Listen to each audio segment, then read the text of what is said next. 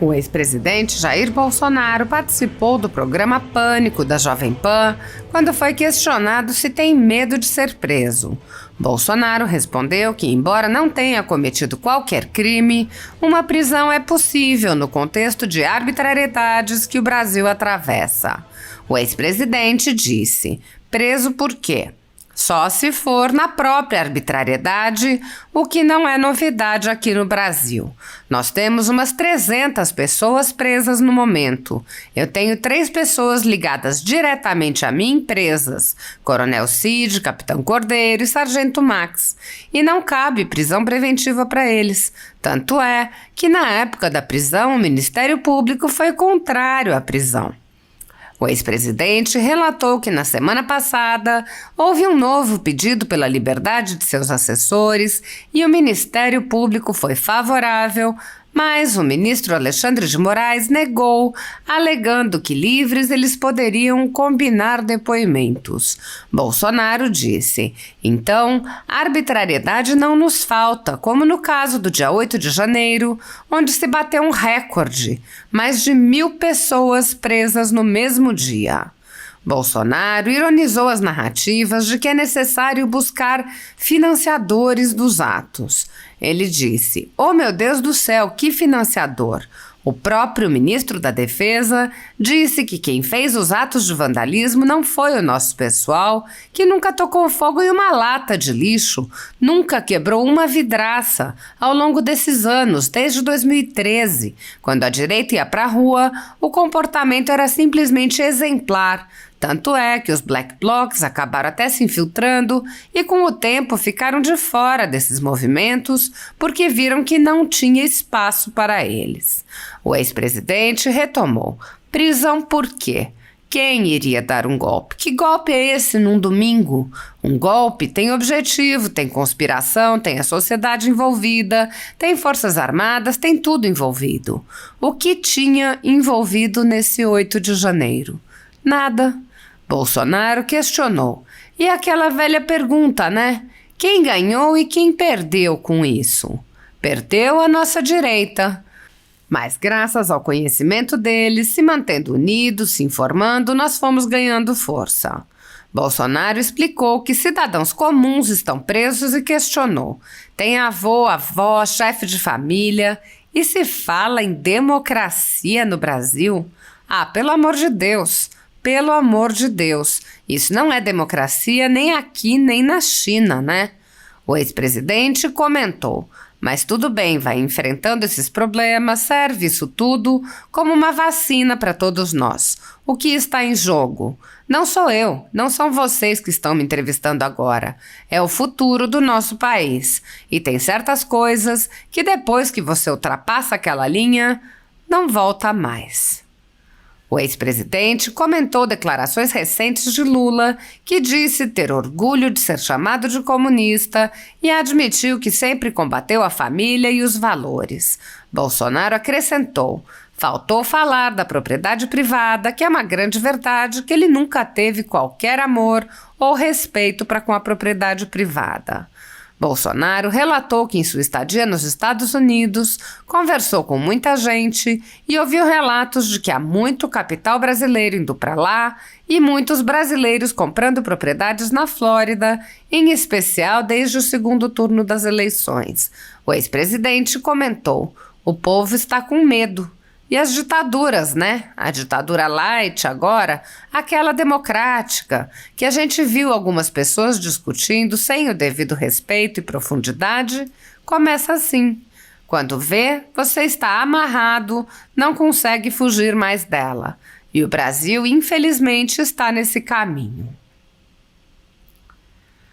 Há 10 anos, a Folha Política atua noticiando fatos, discursos, argumentos e denúncias que são obliteradas pela velha imprensa. Nosso veículo de imprensa dá voz às vozes conservadoras, ao anticomunismo, à defesa dos direitos fundamentais e da liberdade de expressão e de imprensa, além de trazer ao público os vídeos dos pronunciamentos de autoridades, para que o público possa formar sua própria opinião sobre o que foi dito e não precise depender de relatos de terceiros. Quem controla a informação, controla em última instância a realidade. Grupos monopolísticos e cartéis que se associam com o intuito de barrar informações contrárias ou inconvenientes atuam em conluio com a finalidade de aniquilar qualquer mídia independente, eliminando o contraditório e a possibilidade de um debate público amplo, honesto, abrangendo todos os feixes e singularidades dos mais diversos espectros políticos.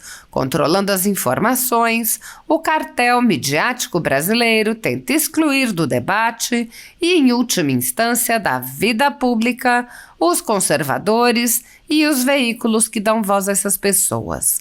A renda da Folha Política está sendo confiscada a mando do ministro Luiz Felipe Salomão, ex-corregedor do TSE, com respaldo e apoio de Luiz Roberto Barroso, Alexandre de Moraes e Edson Fachin.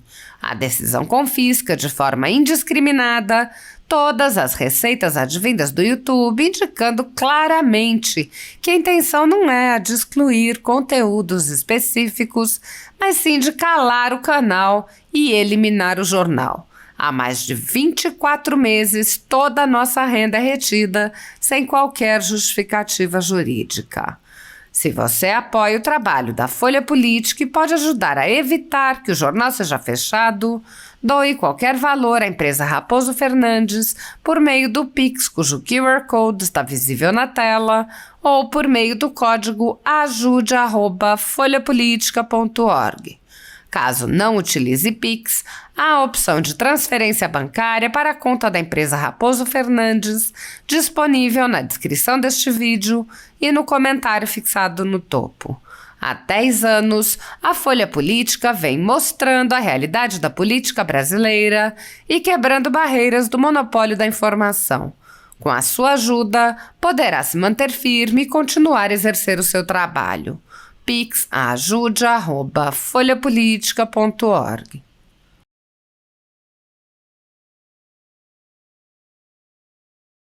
Buenas noches, boa noite para todos.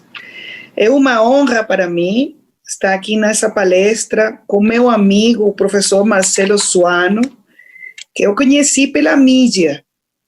Quando ele escreveu esse livro inacreditável que conta a história da Venezuela, como destruir um país, ele me contactou pela mídia. Embaixadora, eu quero conhecer a você. E aconteceu. Então, eu escrevi a contraportada de seu livro. Isso foi maravilhoso, porque foi uma reunião muito boa. Eu lembro sempre que foi uma reunião de uma pessoa que eu não conhecia e que conhece muito bem o que está acontecendo no meu país. Também é uma honra para mim falar com o Lucas. Lucas escreve muito de Venezuela e conhece muito bem a situação. Então, eles conhecem tanto bem Venezuela que eu só aqui vou fazer uns comentários, porque eles conhecem muito bem a situação. E, por supuesto, eu quero cumprimentar ao ministro Roberto, porque a FUNAG abriu as portas para mim, não como a embaixadora, sino como a professora Maria Teresa Velanda, que eu sou. E eu agradeço muito, porque quando você é professor toda a sua vida, isso não muda. Então, para mim é uma honra que a FUNAG hoje haja feito este convite para falar sobre como destruir um país. Então, eu quero começar dizendo que como você pode destruir um país? Um país petroleiro, um país que foi o país mais rico da América Latina, que tem as maiores reservas de petróleo do mundo. Como que aconteceu que a Venezuela hoje tem 5,5 milhões de venezuelanos que tiveram que fugir porque estão morrendo de fome? Como é que 5 milhões de venezuelanos tiveram que cruzar a fronteira a pé? Só para colocar uma dimensão, a migração nossa nesse momento tem a mesma população que muitos países. Venezuelanos que caminaram uma distância que é desde Berlim hasta Madrid, buscando uma boa vida. Aqui em Brasil, temos 300 mil venezuelanos de los cuales 280,000 cruzaron a fronteira a pé com a roupa que tinham posta e uma mala. Então, como destruir um país? O primeiro, quando as pessoas elegem nas eleições a uma pessoa que não tem capacitação para ser presidente. A destruição da Venezuela não começou com Maduro. A destruição da Venezuela começou com Chávez. Quando ele foi elegido no ano 1998, a Venezuela produzia 3.200.000 barriles de petróleo por dia.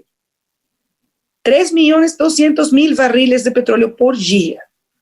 Então, chega à presidência um homem que não tem educação, um homem que tem ressentimento social, um homem com desejos de vingança, que fez um golpe de Estado no ano 1992, que foi à prisão, e quando saiu de prisão, eu me vou a vingar.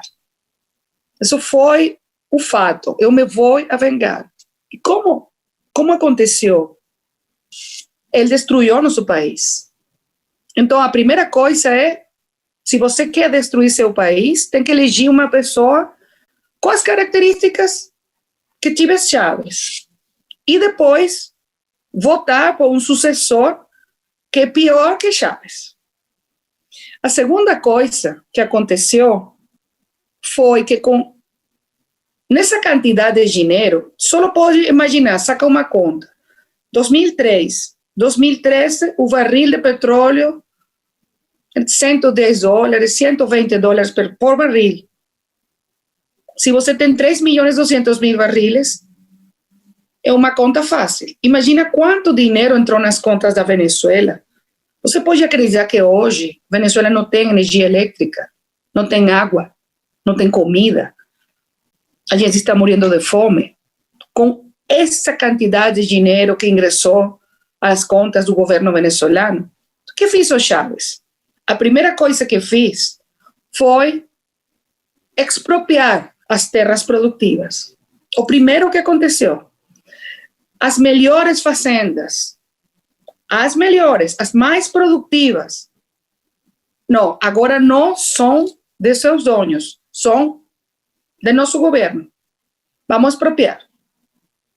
Nessas terras que os produtores eram produtores de bem, produziam milho, farinha, arroz, feijão, bananas, frutas.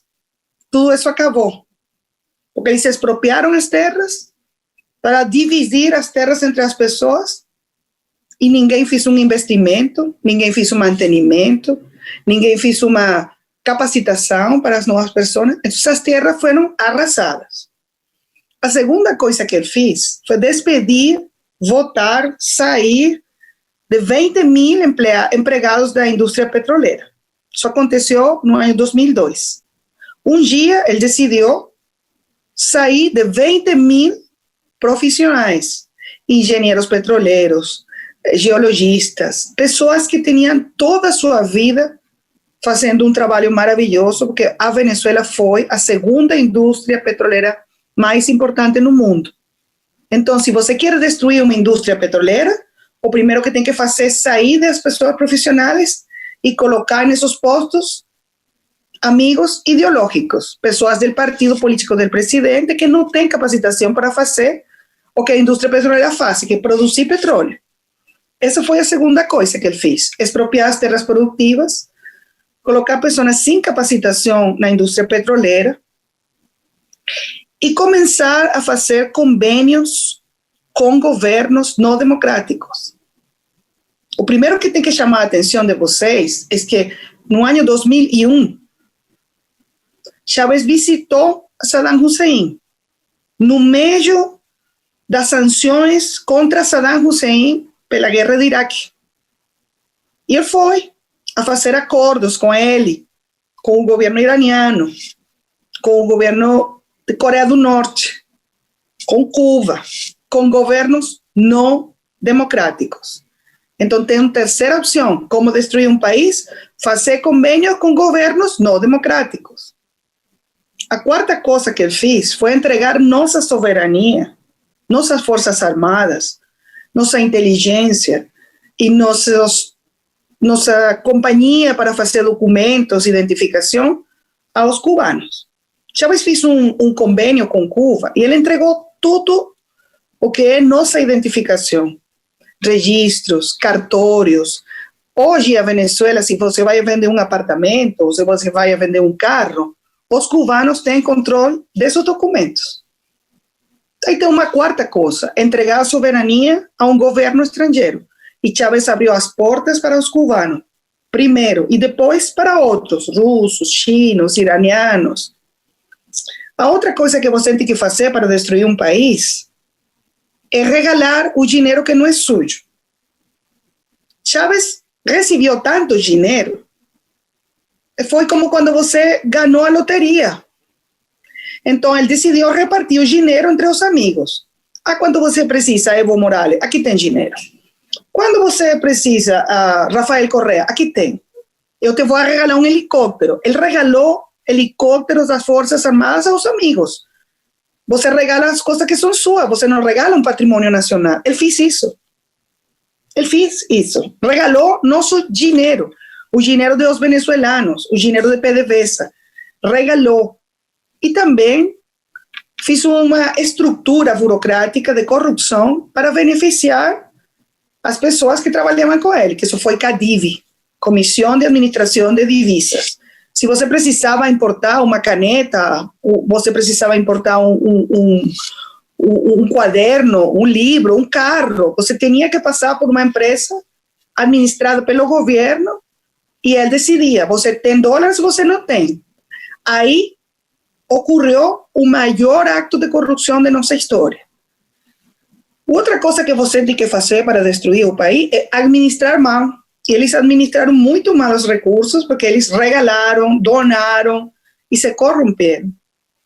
A outra coisa que você tem que fazer, o que ocorreu na Venezuela, foi transformar as Forças Armadas. Nossas Forças Armadas, no passado, foram Forças Armadas profissionais, formadas em democracia, subordinadas ao poder civil. O que aconteceu? Chávez mudou tudo isso, transformou a estrutura das Forças Armadas e cambiou a doutrina de emprego das Forças Armadas, de Forças Armadas profissionais a Forças Armadas revolucionárias. Agora, sua lealdade não é com a nação, sua lealdade é comigo, com o líder da revolução.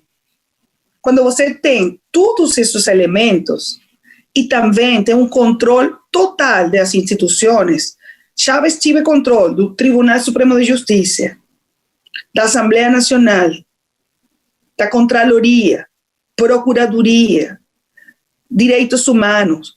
Todos os poderes estavam em controle de Chávez. Então, você tem aí todos esses elementos que hoje configuram a crise humanitária complexa mais grande do mundo depois de Síria, com uma diferença. Síria tem 10 anos de guerra civil. A Venezuela está destruída sem guerra civil. Tem 5,5 milhões de venezuelanos que tiveram que fugir. Então, essa outra coisa. Você quer arruinar um país, tem que expulsar os melhores cidadãos. E eles expulsaram médicos, professores, engenheiros, enfermeiros, maestros. Essa foi a primeira migração. Os empresários, a segunda os profissionais e agora as pessoas que vêm para o Brasil, que são pessoas que não têm trabalho, que não têm medicinas, que não têm comida, que não têm nada, que têm que cozinhar agora com lenha, como se você vivera no século XIX, que fugiram para dar comida a seus filhos. E, finalmente, como você pode destruir um país? Dando exemplos de repressão. Os venezuelanos nos levantamos nas ruas uma e outra vez. 2002, 2004, 2010, 2014, 2017. Temos mais de 400 mortos nas protestas. Mortos. Temos 344 presos políticos. Temos deputados que estão na prisão. Temos deputados, temos dirigentes políticos que eles sofrem torturas. Sofrem torturas. No ano passado, eles mataram um capitão da Marinha torturado. Ele morreu depois de ser torturado. Então, assim você destrui um país. Quando você não tem respeito por as instituições, quando você não respeita a democracia, quando você não respeita a opinião dissidente, quando você coloca as pessoas na cárcel, na prisão, tortura, censura, reprime, acaba com a prensa livre, acaba com a propriedade privada, acaba com o investimento e expulsa os melhores cidadãos do seu país, você tem um país que está destruído, como está meu país agora. Então, o que eu posso falar é um chamado de alarma pela região. Tem que cuidar sua democracia. Quando os cidadãos não cuidam da democracia, acontece o que aconteceu na Venezuela. Isso que eu posso falar com vocês. Eu vou deixar hasta aqui para escutar suas perguntas. Obrigada.